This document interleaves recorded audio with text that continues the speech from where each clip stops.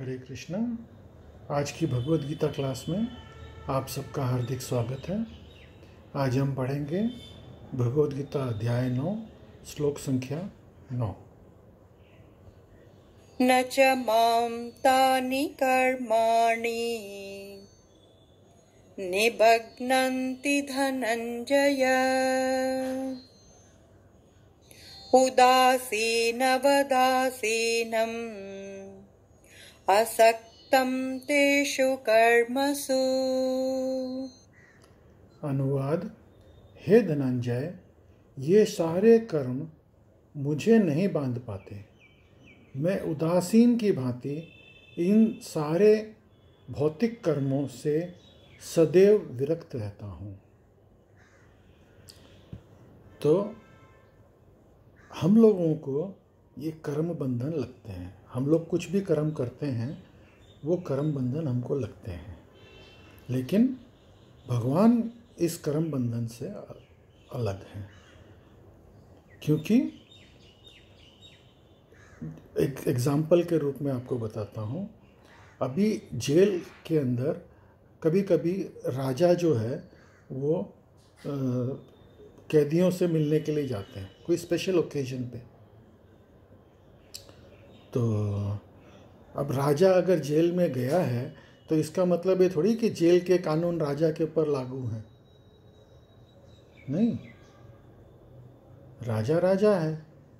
Jail के जो कैदी हैं वो जेल के कैदी हैं, उनके जो कानून हैं वो जेल के कैदियों के लिए हैं, राजा के लिए वो कानून नहीं है। तो इसी तरह से ये जो संसार है ये एक जेल है। और भगवान जब यहाँ पे आते हैं लीला करने के लिए तो उनके ऊपर ये कर्म के कानून लागू नहीं होते। तात्पर्य पढ़ेंगे श्रील प्रभुपाद द्वारा। इस प्रसंग में यह नहीं सोच लेना चाहिए कि भगवान के पास कोई काम नहीं है। वह अपने वैकुंठ लोक में सदैव व्यस्त रहते हैं। ब्रह्म संहिता में कहा गया है, आत्मरामस्य वे सतत दिव्य आनंदमय आध्यात्मिक कार्यों में रत रहते हैं, किंतु इन भौतिक कार्यों में उनका कोई सरोकार नहीं रहता। सारे भौतिक कार्य उनकी विभिन्न शक्तियों द्वारा संपन्न होते रहते हैं। वे सदा ही इस सृष्टि के भौतिक कार्यों के प्रति उदासीन रहते हैं। भगवान को ये सब भौतिक कार्य करने की ज़रूरत ही नहीं है।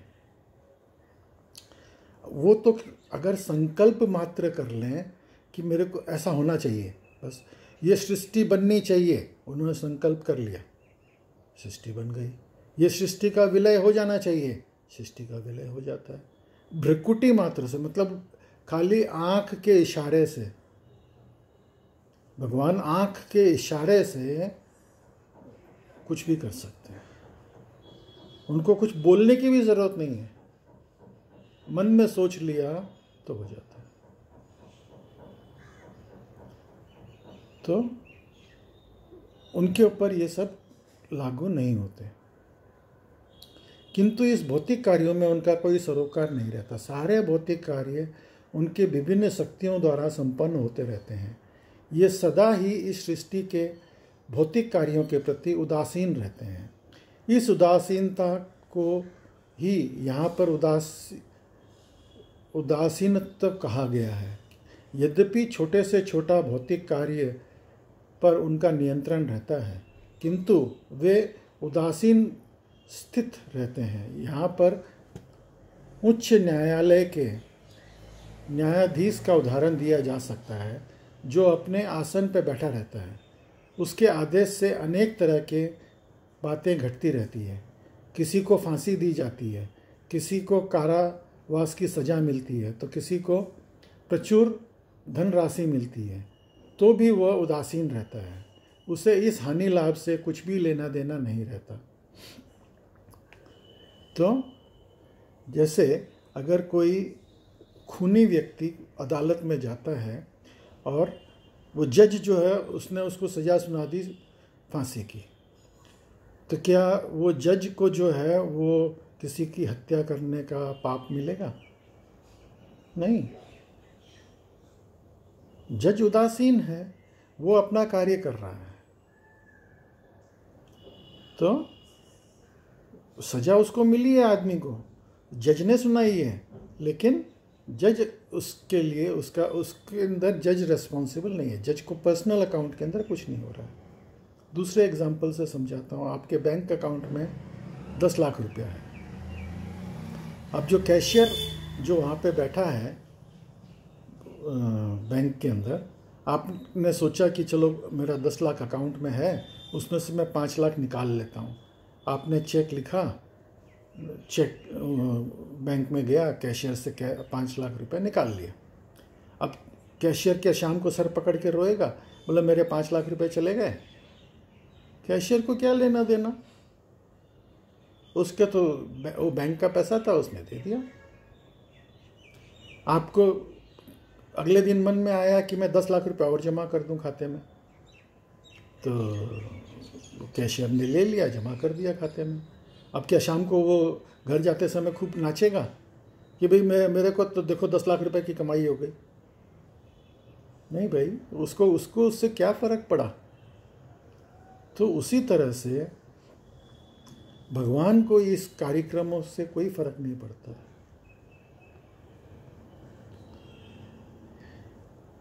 भगवान जो है इस जगत के द्वंद्वों से स्थित नहीं है, वे इन द्वंद्वों में से अतीत हैं। वे इस जगत की सृष्टि तथा प्रलय में भी उनकी आसक्ति रहती है। वे सारे जीव अपने पूर्व कर्मों के अनुसार विभिन्न योनियां ग्रहण करते हैं और भगवान इसमें कोई व्यवधान नहीं डालते। जब सृष्टि की रचना होती है तो हम जैसे अपने कर्म के हिसाब से हमको अगला जन्म मिल जाता है, और सृष्टि का विलय होता है तो हम वापस से प्रधान के अंदर सुप्त कंडीशन में चले जाते हैं। तो इसके अंदर भगवान का कोई लेना देना नहीं है। अगला श्लोक पढ़ेंगे। मयाध्यक्षेण प्रकृतिः सूयते सचराचरम् हेतुनानेन कौन्तेय जगद्वित्परिवर्तते। अनुवाद। हे कुंती पुत्र, ये भौतिक प्रकृति मेरी शक्तियों में से एक है और मेरी अध्यक्षता में कार्य करती है, जिसके सारे चर और अचर प्राणी उत्पन्न होते हैं। उनके शासन में ये जगत बारंबार सृजित और विनष्ट होता रहता है। तो ये भगवान जैसे एक छोटा बच्चा खेलता है, एग्जाम्पल के रूप में बता रहा हूँ, भगवान छोटे बच्चे नहीं हैं, लेकिन एक एग्जाम्पल के रूप में आप समझिए। छोटा बच्चा खेलता है, वो खिलौने का गुड़िया का घर बनाता है, फिर उसको तोड़ देता है, फिर उसको बनाता है, फिर तोड़ देता है। उसी तरह से भगवान के लिए भी ये संसार जो है वो एक खिलौना है। वो इस संसार की रचना करते हैं, फिर वो ब्रह्मा के दिन के अंत में इसका विलय हो जाता है, फिर उस वापस से ब्रह्मा का अगला दिन होता है, फिर उसकी रचना होती है। तो भगवान इसी के अंदर जो है वो आनंद लेते हैं, देखते रहते हैं सबका कार्यक्रम। तात्पर्य पढ़ेंगे श्रील प्रभुपाद द्वारा। यहाँ यह स्पष्ट कहा गया है कि यद्यपि परमेश्वर इस जगत के समस्त कार्यों से पृथक रहते हैं, किंतु उनके परम अध्यक्ष निर्देशक वही बने रहते हैं। परमेश्वर परम इच्छा में हैं और इस भौतिक जगत के आधार भूमि स्वरूप हैं, किंतु इसकी सभी व्यवस्थाएं प्रकृति द्वारा की जाती है। भगवद गीता में भी कृष्ण ये कहते हैं, मैं विभिन्न योनियों और रूपों वाले जीवों का पिता हूँ। जिस प्रकार पिता बालक उत्पन्न करने के लिए माता के गर्भ में वीर्य स्थापित करता है, उसी प्रकार परमेश्वर अपनी चितवन मात्र से प्रकृति के गर्भ में जीवों को प्रविष्ट करते हैं। तो हम जब ये सृष्टि का विलय होता है तो ये सारे जो तत्व हैं 25 तत्व हैं। ये सारे के सारे तत्व जो हैं प्रधान के अंदर जाकर के महाविष्णु के गर्भ में स्थिर हो जाते हैं। और ये पूरा संसार जो है अव्यक्त कंडीशन में रहता है। जब वापस से सृष्टि की रचना होती है तो भगवान जो है इस प्रकृति के अंदर वो प्रधान को अपनी दृष्टि से गर्भवती कर देते हैं और ये प्रधान जो है प्रकृति के गर्भ में आ जाता है और हम जो है जो उसके अंदर अव्यक्त रहते हैं वो व्यक्त हो जाते हैं। वापस से वैसी की वैसी सृष्टि फिर से चालू हो जाती है। तो इसके अंदर भगवान का पर्सनली कोई लेना देना नहीं है। जिस प्रकार पिता बालक उत्पन्न करने के लिए माता के गर्भ में वीर्य स्थापित करता है, उसी प्रकार परमेश्वर अपनी चिंता मात्र से प्रकृति के गर्भ में जीवों की प्रविष्ट करते हैं और वे अपनी अंतिम इच्छाओं तथा कर्मों के अनुसार विभिन्न रूपों तथा योनियों में प्रकट होते हैं। तो हम लोग जो है अपने कर्मों के हिसाब से और अपनी इच्छाओं के अनुसार जो 8वें अध्याय में बताया गया था कि अंतकाले हमारे अंतकाल में जो होगा उसके हिसाब से हमको अगला जन्म मिल जाएगा। अतः भगवान इस जगत में प्रत्यक्ष रूप से आसक्त नहीं होते। वे प्रकृति पर दृष्टिपात करते हैं और इस तरह प्रकृति क्रियाशील हो उठती है और तुरंत ही सारी वस्तुएं उत्पन्न हो जाती है। चूँकि वे प्रकृति पर दृष्टिपात करते हैं इसलिए परमेश्वर की ओर से तो निसंदेह क्रिया होती है, किंतु भौतिक जगत में प्राकट्य से उन्हें कुछ ऐसा लेना दे नहीं रहता। स्मृति में एक उदाहरण मिला है जो इस प्रकार है। जब किसी व्यक्ति की सूक्ष्म फूल होता है तो उसे उसकी सुगंध मिलती रहती है, किंतु फूल और सुगंधी एक दूसरे से विलग रहते हैं। ऐसे ही संबंध में भौतिक जगत तथा भगवान के बीच भी है।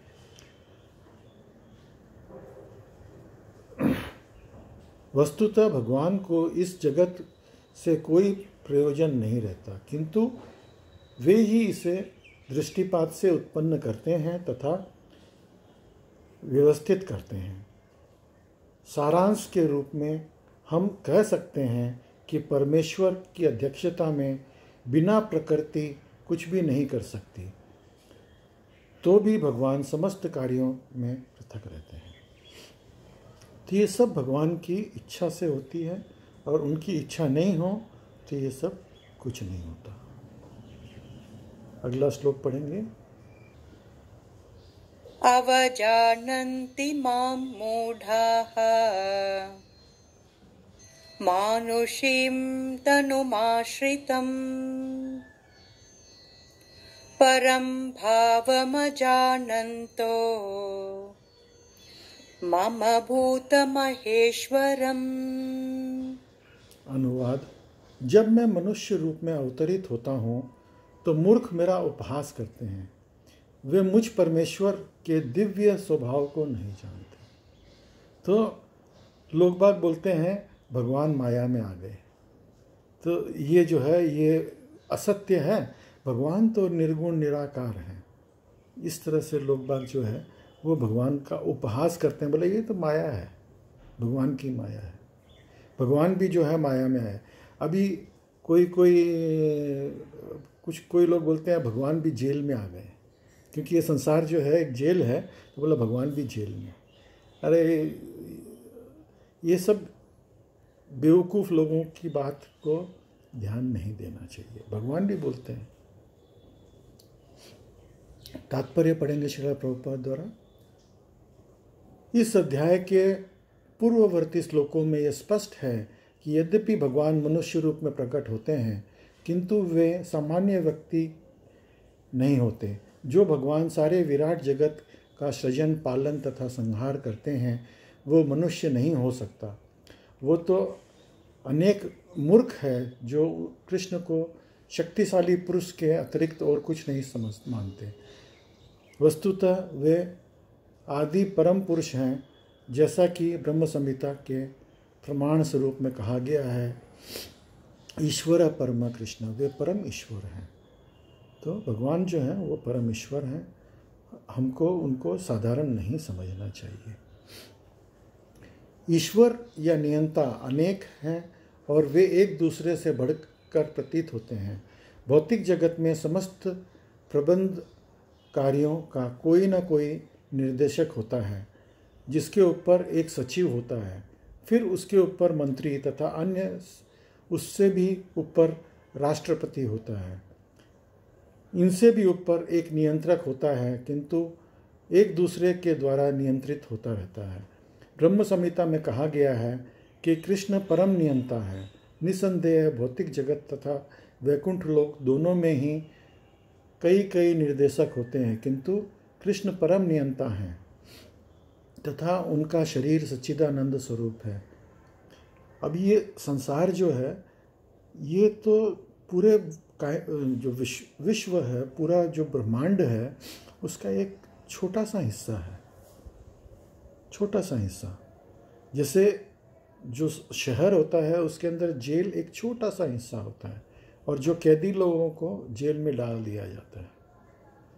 तो इसका ये मतलब नहीं है कि बाकी शहर कुछ नहीं है, पूरा शहर है, वहाँ पे स्वतंत्र जीव हैं, लेकिन यहाँ पे हम लोग जो है इस संसार में कैदी हैं। और जब हम वैकुंठ में चले जाएंगे, भगवान के धाम में चले जाएंगे, तो वो स्वतंत्र जीवन है, भगवान के धाम में भगवान के साथ में एंजॉय करने के लिए। आगे पढ़ेंगे।